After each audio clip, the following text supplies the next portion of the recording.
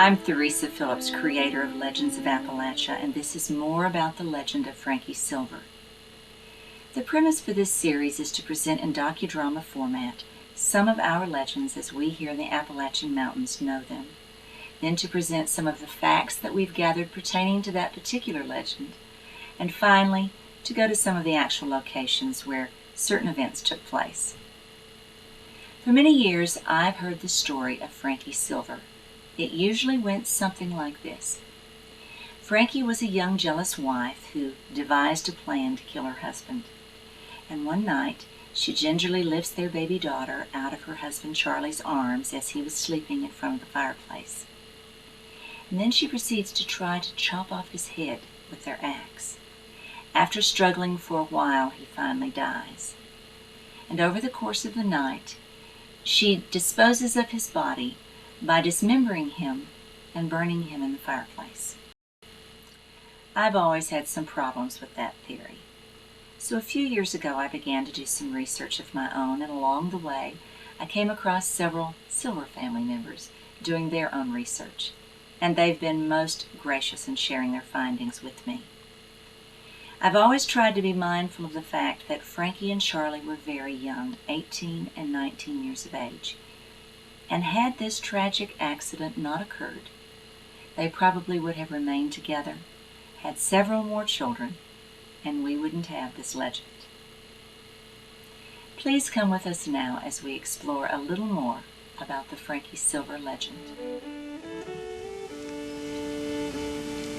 I'm standing here in the community of Kona, located in Mitchell County, North Carolina, near the Yancey County line. And this is the community where our tragic story begins. Obviously, one of the main problems with a legend as old as this one is there's no one alive today that knows the complete truth. Also, as is typical with legends, there's a lot of hearsay, where the details may change just a little bit with each telling, giving us several versions of each event. For example, in our version, we show Nancy Wilson as Charlie Silver's girlfriend, and we show the conjure man in Charlie and Frankie's cabin, and also we show Frankie's family assisting her in the disposal of Charlie's body. In truth, we have no real proof of any of this. But based upon several versions, we're presenting a possibility of how this story may have happened. This little Baptist church serves as the headquarters for the Silver family reunions and tours through the Charlie and Frankie Silver memorabilia on display downstairs. Wayne Silver, a great-great-nephew of Charlie, is one of the local family historians. The tour begins with school children or others browsing through dozens of newspaper clippings, articles, books, photographs, and then the group congregates upstairs for an interesting program and question and answer session. I should be amazed because I've always been fascinated by this story, but it sometimes amazes me how much interest people still have in this legend today. And apparently you've always been fascinated by this legend, to be conducting these tours and holding these little programs and things that you do for people. How long have you been interested in this? I wanted somebody else out there to answer all these questions that I couldn't answer. So it was your curiosity of these questions? My curiosity and the response to that. Wayne, I know that the lovely old log cabin is the original home that was built around 1800 by Jacob and possibly his father, George Jr. I know some thought is that he had a hand in that as well. And up to this point, that house has been in the Silver family. Is it still in the Silver family? Yeah, it's still, yes, but it's for sale. We're pleased to report that the Jacob Silver cabin has been sold to other family members, keeping it in the Silver family. And I love looking out from this little church area across the community because it really puts in perspective where the relation of each of these houses were. So the Jacob Silver house that Charlie grew up in, the large log cabin, where in relation to that was Charlie and Frankie's cabin? Oh, just across the hill. Just across the hill. From the cemetery, just back? 5-minute walk. just from the cemetery over into the next little valley. A very short distance. And what about Frankie's parents? They lived relatively close too. Yeah, and I'm not going to get into the mileage, but it obviously was a short distance so that you could cross the river and go down on the other side, which would have brought you to Dayton Bend. Okay. So it was not a long walk. I don't even guess the mileage, and I'm not going to. But we do know that it could have been a short distance to walk. In the cemetery, we went up there and looked at Charlie's grave a while ago. There are 3 little markers, side-by-side markers. What is the significance of that? What is the story that goes along with that? I hope our family was right in telling us that there were actually 3 graves, and I'm assuming they were.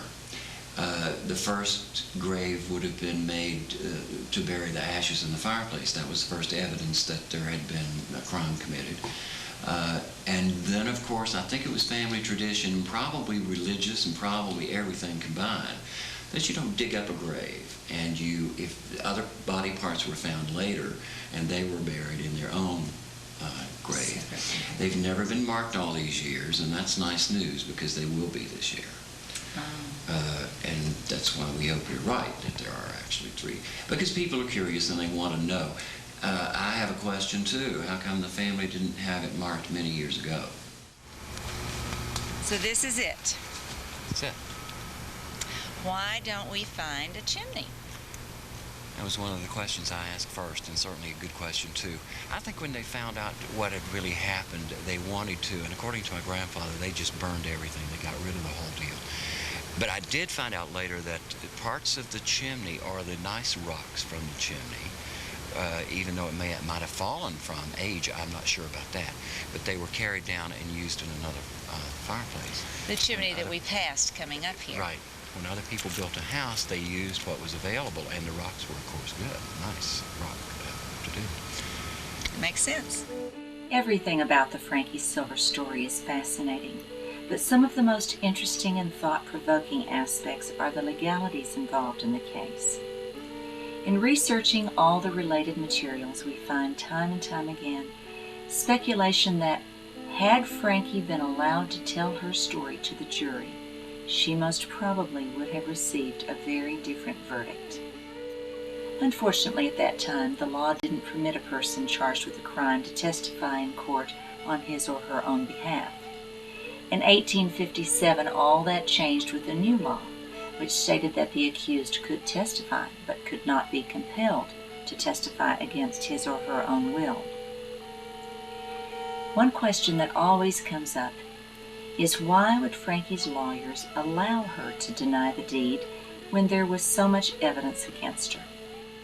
It may be reasonable to assume that Frankie's father was a major factor in her defense being based on denial, but his loyalty to his daughter never wavered. He continued to work nonstop right up to her hanging, trying to get her freed. But what does this type of defense say about Frankie's legal staff? Frankie and her father were poor and uneducated in the ways of the law. Frankie's lawyers didn't have that excuse. It's quite clear that Thomas Worth Wilson was Frankie's lawyer, and connected with the case, although perhaps not licensed to practice law quite that early, was Nicholas Washington Woodfin. We showed Mr. Woodfin assisting the ladies with their petition. 7 years later, the young lady Eliza Grace McDowell married Nicholas Woodfin. Apparently, the legal approach used in Frankie's case was in question even at that time. In an article published in the Morganton News Herald on April 3, 1924, the late Senator Sam Irving Jr. wrote about the late Colonel B.S. Gaither, who was a youthful clerk of the Superior Court at the time of Frankie's trial and execution. According to Senator Irving, Colonel Gaither always entertained the opinion that if the defense had admitted to the killing, the jury would have found her act justified and would have acquitted her. The defense, however, was a denial that the hand of Frankie Silver struck the fatal blow, and there being evidence of her guilt.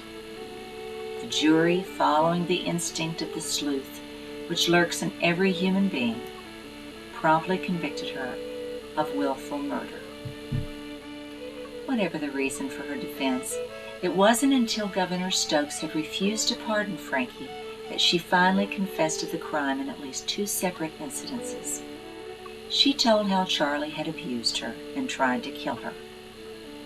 And once the community learned of Frankie's confessions, numerous petitions were gathered and sent to the governor pleading for a pardon. The jailer, who had been rumored to have assisted in Frankie's escape from jail, signed 2 petitions. Even 7 of the 12 jurors signed a petition.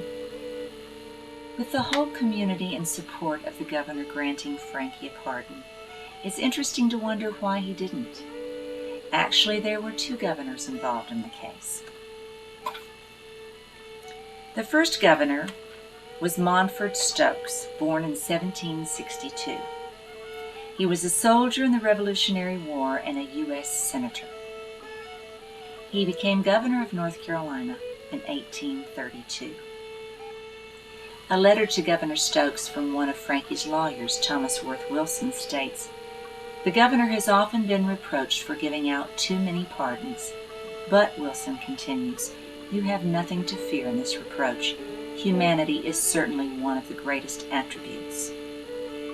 Even Governor Stokes' own son, Hugh Montgomery Stokes, who was a young lawyer working at the court in Morganton and was among the most fervent petitioners, stated in a letter to his father that he knew of only one other white woman who had been hanged since North Carolina became a state.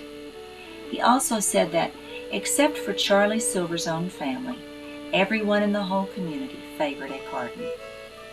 But Governor Stokes did not pardon Frankie. He resigned in late 1832 to become the Commissioner of Indian Affairs and moved to Fort Gibson in what is now Oklahoma when he died. The appeals for a pardon for Frankie Silver then fell into the hands of the next governor, David Lowery Swain. He was born in 1801. David Swain was serving as a Superior Court judge and would have presided at the Frankie Silver trial had the Grand Assembly not elected him to the higher office of Governor of North Carolina. In the midst of a high-profile case with petitions and support of a pardon coming from all factions, still no hint of a pardon. 2 other North Carolina women were convicted of murder and sentenced to be hanged in 1832. Governor Stokes did pardon Sally Barney Castle of Mecklenburg County, and Governor Swain did pardon Catherine Bastia of Cabarrus County. Mrs. Joe Ball's 8th grade class at Heritage Middle School in Valdez, North Carolina, has for several years sent petition to the current North Carolina governor for a pardon of forgiveness to Francis Stewart Silver. But following true to form with the past governors involved in the Frankie Silver case, still no pardon. The Burke County Historical Society is located in the old courthouse that was built around the time Frankie was hanged. Inside, we see an artist's rendition of what the older courthouse may have looked like. This courthouse is where Frankie's trial took place. This area was once known as Damon's Hill. There's some thought that Frankie's hanging took place here. Others believe that the gallows were closer to the courthouse. According to legend, other family members met with violent deaths of one kind or another. Frankie's mother reportedly died of a poisonous snake bite not long after the trial. She was alive and well 17 years later in 1850 census. Frankie's father was supposed to have lost his life while cutting a tree, with a tree limb crushing his head. All we know for sure is that Isaiah Stewart died in 1836, 3 years after Frankie. Frankie's brother Blackston reportedly went to Kentucky and was hanged for stealing a horse. Blackston, who was about 16 years old at the time of Frankie's hanging, married and had 3 children.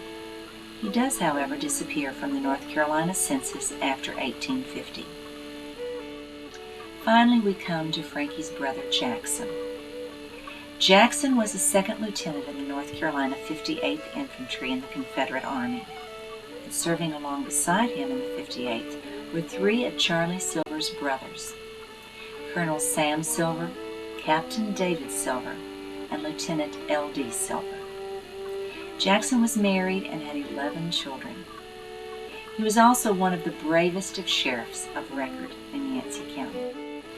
On November 11, 1864, a confrontation took place, and Jackson was killed by a group of Union soldiers. He was beheaded, and his head displayed as a trophy in the town of Bakersville. Considering all things, the Stewart family did dismiss one of the numerous theories for Charlie's death, that of his not being willing to move west with the Stewart family. Another misconception still believed by many is the lonesome ballad admitting Frankie's guilt. Supposedly, Frankie constructed this long, morbid poem while in jail. Also, that it served as a basis for the later popular Frankie and Johnny song. There's no proof anywhere that our legend had anything at all to do with the Frankie and Johnny song. And further, Frankie was a poor, illiterate girl who had nothing at all to do with the writing of her ballad. As in our movie, we understand it was actually sold at Frankie's hanging. Here's another fascinating piece of information about a priceless family heirloom that has been passed down from generation to generation. I'm not going to show it to you, nor will I tell you who the present family guardians are. But it has been seen, and we have it on good authority that it could be authentic. I'm speaking about the axe that Frankie used to kill Charlie. As the legend goes, medical students at the time of Frankie's hanging were eager to acquire her body after her death because female cadavers were very rare. Aware of this, Frankie's father supposedly took extreme precautions in order to keep her body from being stolen from the grave. He reportedly had several graves to be dug in different places before the execution took place. And then, under the cover of darkness, he had all the graves filled up. At the same time, he buried her near the old Buckhorn Tavern, 9 miles west of Morganton. The soapstone markers may be the original markers, or possibly a husband and wife who were also reportedly buried there.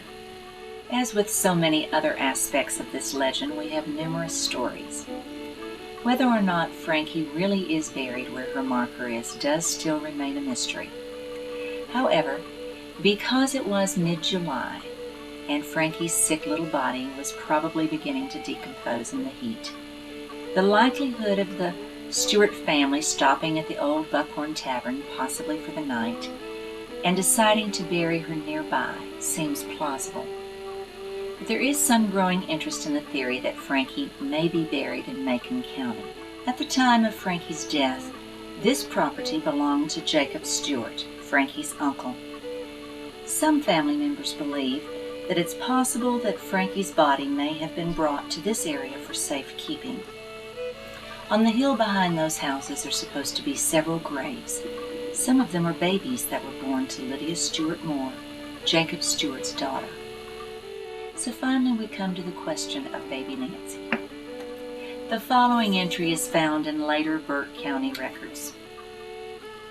Ordered by the court that Nancy Silver, an orphan daughter of Francis Silver, deceased, being about 5 years old, the 3rd day of November, 1835. Be bound unto Barbara Stewart until she's 18 years of age. To receive at her freedom 1 cow and calf, 2 suits of clothes, 1 good bed and furniture, and 12 months of schooling. Now this might seem to be the sad ending to a very tragic story, but not quite. Nancy married David Parker, who died of war wounds in 1865 as a prisoner of war. Nancy had 6 children with David Parker, 4 girls and 2 boys. Then she married again to William Commodore Robinson. They had 1 son. We've been unable to get an exact total of grandchildren, great-grandchildren, and so forth. but certainly there are hundreds. And all of this from the one little blessing of the Charlie and Frankie Silver union. Paul Cardulis, one of Yancey County's most respected historians, took me and his little granddaughter Maria on a tour of the area where Nancy and David Parker lived. We're standing here in Crabtree Township of Yancey County on Cane Branch. These logs in this barn on the property now belonging to another gentleman, but belonging originally to Nancy Silver Parker. When a cousin, Thad McCurry, when they bought this property from the Silvers heir years ago, he built a new house right here. He dismantled the old log house that had been there, and he moved it over here and saved the logs and constructed him a barn. This would have been the old road right here, the only road on Cane Branch, and it would have went down to the wagon road, and if you make a right turn, you would go on across the mountain towards Marion, McDowell County. And Kona would have been... And Kona lays to the north. And so we're actually looking back towards that area right now.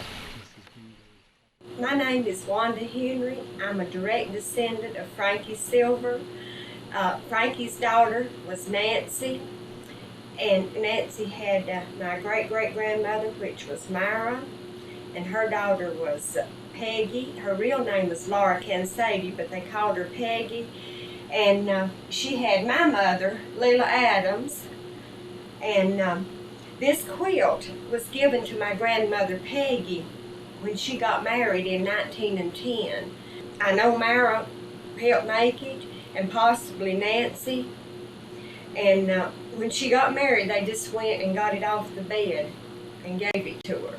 Another story told by some of the family is that after Nancy was buried here in the Mountain Grove Cemetery in Macon County, her daughter Myra and another one of her children came here and buried a lock of hair, either at the base of Nancy's grave or near it at an unmarked grave. It was black hair, believed to be Frankie's. With new information turning up all the time, it's been difficult to finish this documentary, but I must mention one more thing. 74 letters from David Parker to his wife Nancy are in the possession of Nancy's great-grandson Lester Gregory. We understand that his grandson is currently transcribing these letters to be published as an academic piece.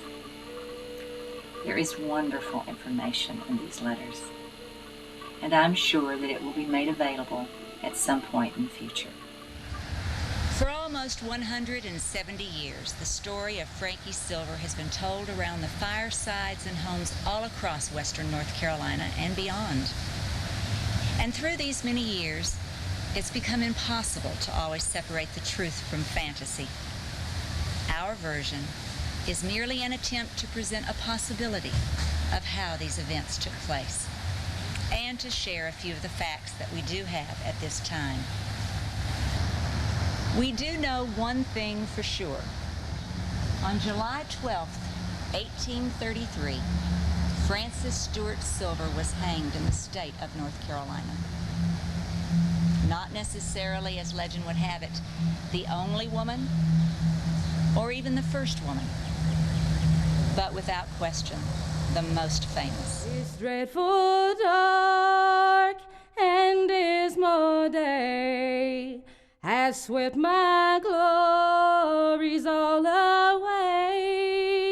My sun goes down, my days are past, and I must leave this world at last.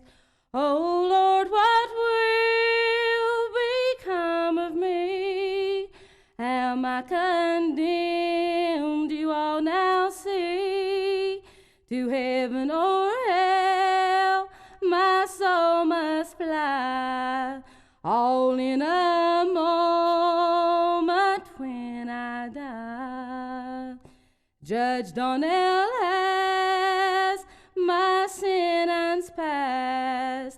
These prison walls I leave at last, nothing to cheer my drooping head, until I'm numbered with the dead. The jealous thought that first gave strife to make me take my husband's life. For months and days I spend my time thinking how to commit this crime. And on a dark and awful night I put his body out of sight. With flames I tried him to consume, but time would not admit it done. You all see me and on me gaze. Be careful how you spend your days, and never commit this awful crime, but try to serve your God in time. My mind on solemn subjects roll, my little child, God bless its soul. All you that are of Adam's race, let not my faults this child disgrace. Farewell, good people, you all now see what my bad conduct's brought to me, to die of shame and of disgrace before this world of human race. Awful indeed to think of death, in perfect health to lose my breath. Farewell, my friends, I bid adieu. Vengeance on me must not pursue. Great God, how shall I be forgiven? Not fit for earth, not fit for heaven, but for little time to pray to God. For now I try